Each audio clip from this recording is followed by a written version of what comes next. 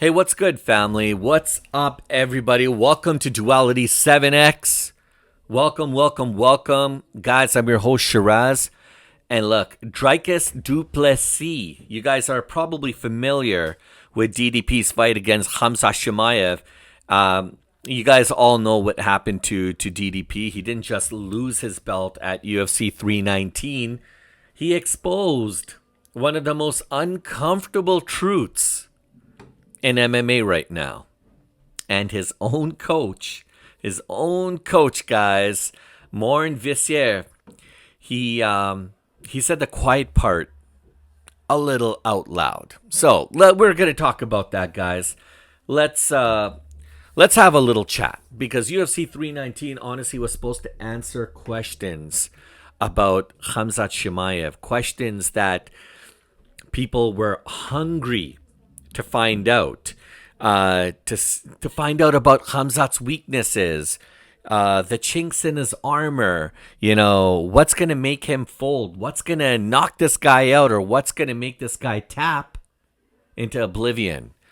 Instead, it created new questions about how fights are allowed to be won.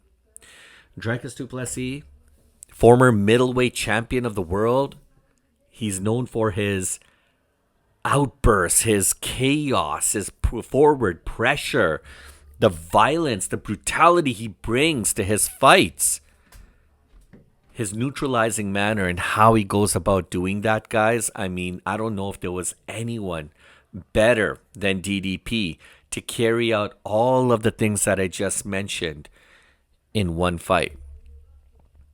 No knock, not knocked out, not submitted.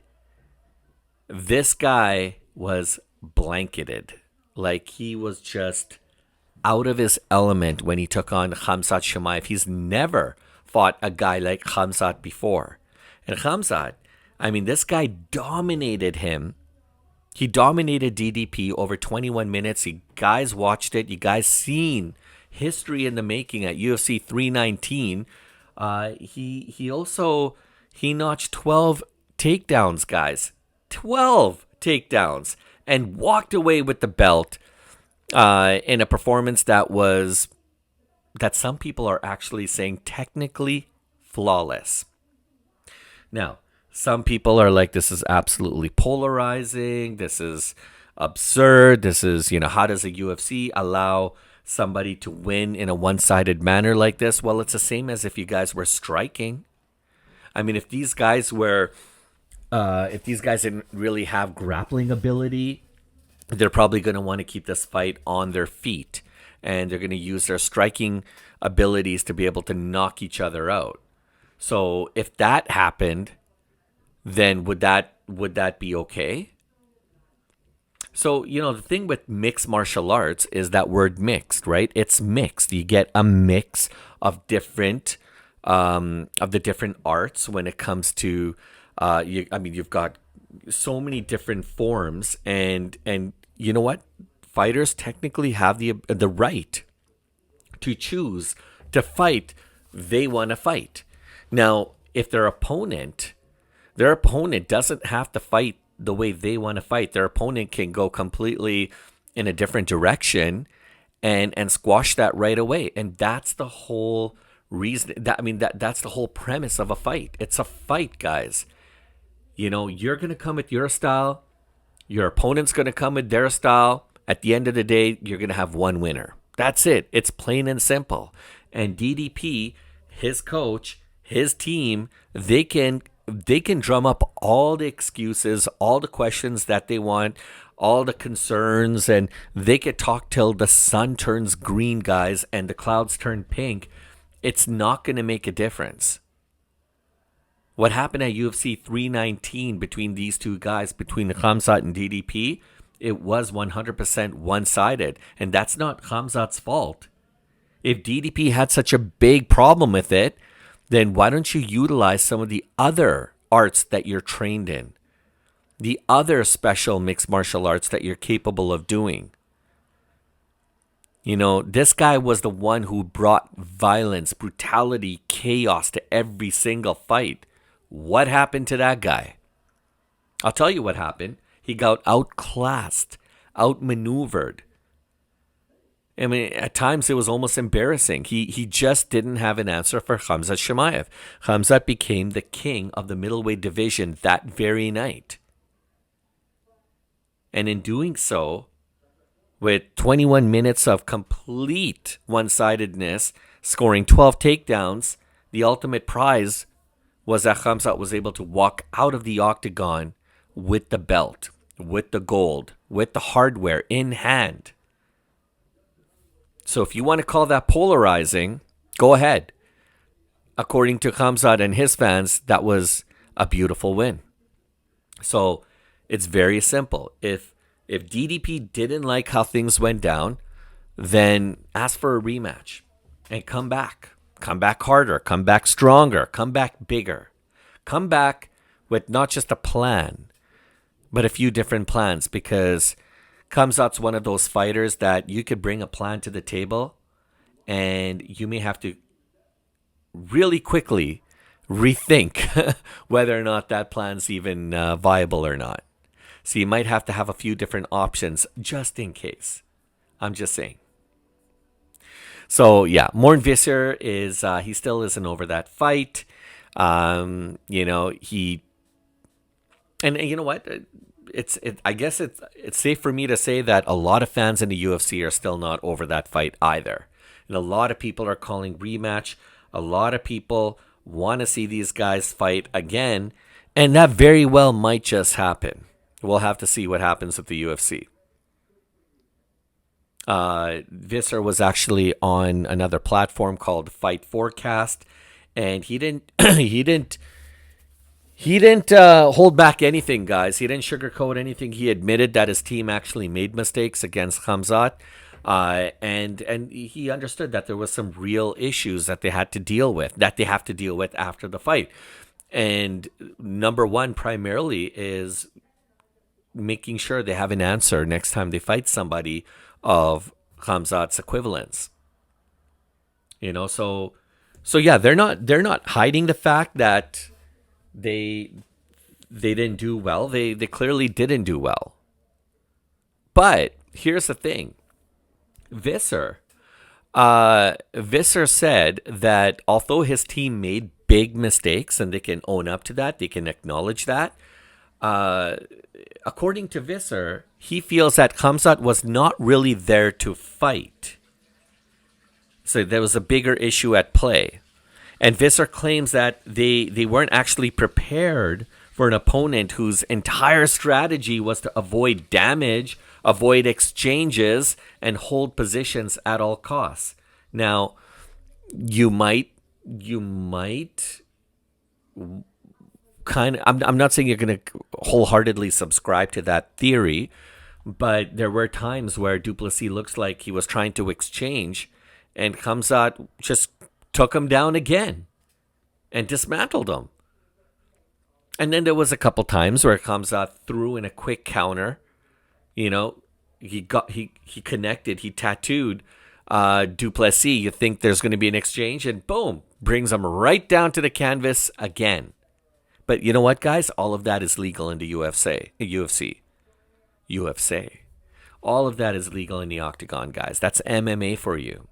And if you don't like it, then maybe you need to watch boxing.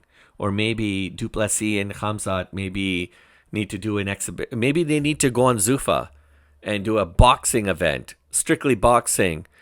No use of legs, no takedowns, no grappling, wrestling. Just straight up old fighting, like with your hands. Maybe. So now,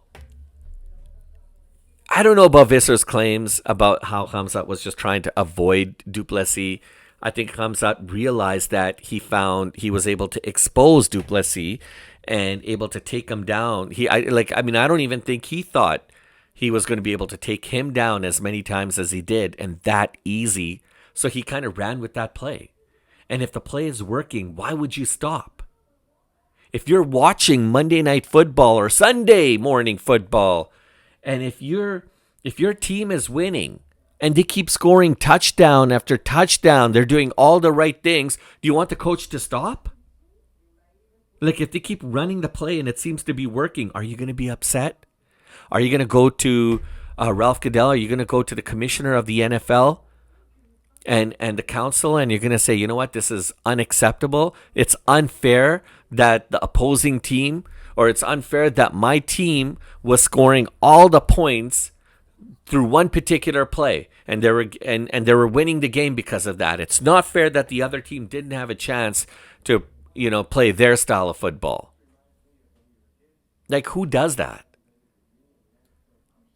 So anyhow, that's just nonsense. That's absurd.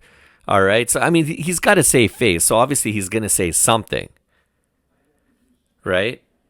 Anyways, look, at the end of the day, I mean, where things kind of get uncomfortable, and Visser directly questioned the referee Mark Goddard's decision, making arguably indicating the fact that the fight shouldn't have even stood up repeatedly, like, due to all the inactivity.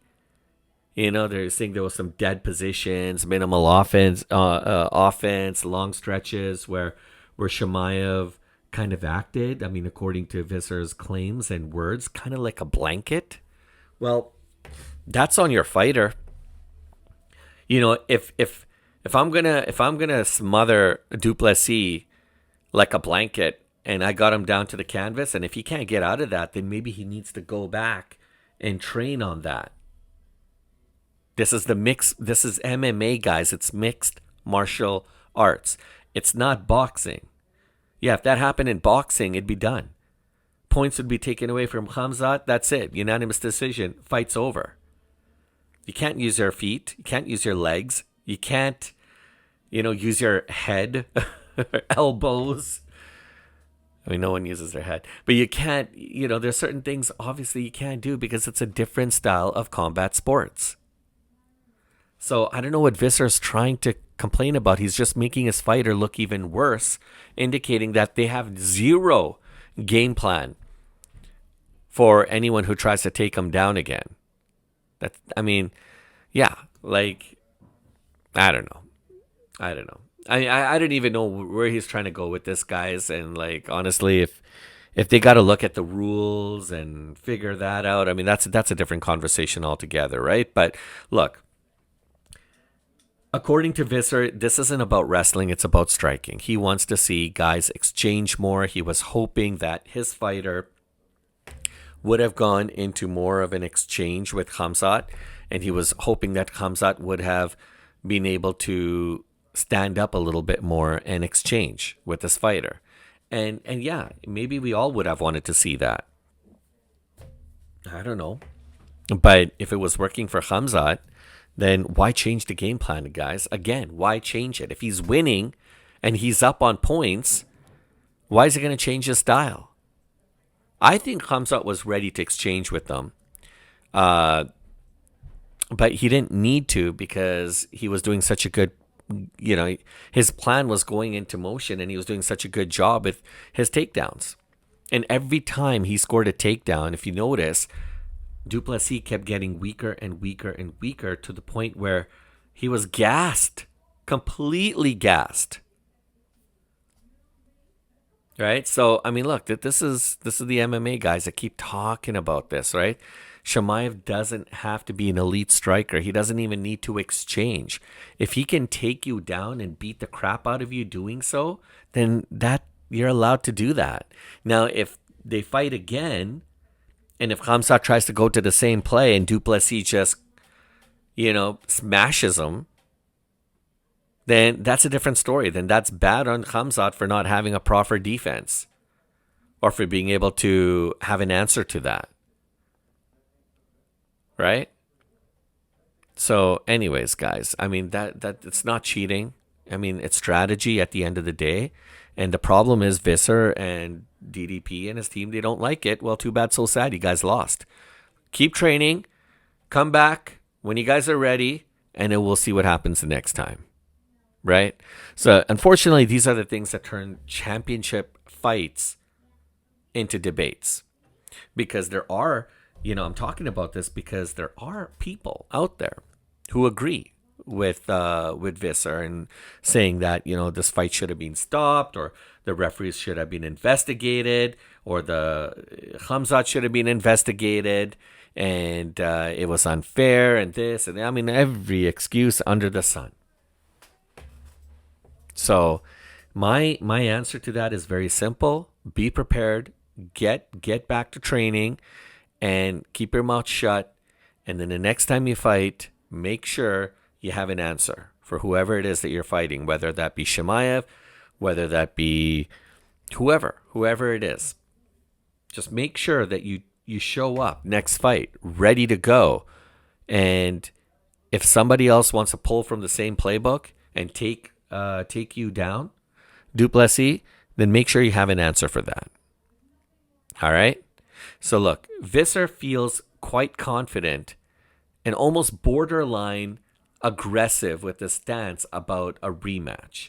And he believes wholeheartedly that if a rematch were to happen between Du Plessis and Chimaev is going to have zero chance standing. Zero chance in the clinch. And there's only one path to victory: the floor. And this time, they're going to fix that. I mean, that's what Visser is saying. And maybe they are. Maybe that's what they're training on. Maybe that's what they're planning. Now, I don't know if that's arrogance, overconfidence, or if that's accuracy. I mean, that all really depends on who's listening and who's actually buying into this. But Du Plessis can actually force a different fight. I believe that, provided that he's comes with a different plan and he's ready to counter against whatever Chimaev has to bring to the table. Because now, ever since Khamzat and Du Plessis had their fight, and Khamzat exposed Du Plessis and his weaknesses, everybody's got that blueprint, guys. It's been printed, etched in people's brain. People are practicing it, and there's no coming back from it. So anyways, look, we didn't just see a man becoming crowned the next middleweight king, the next middleweight champion of the world.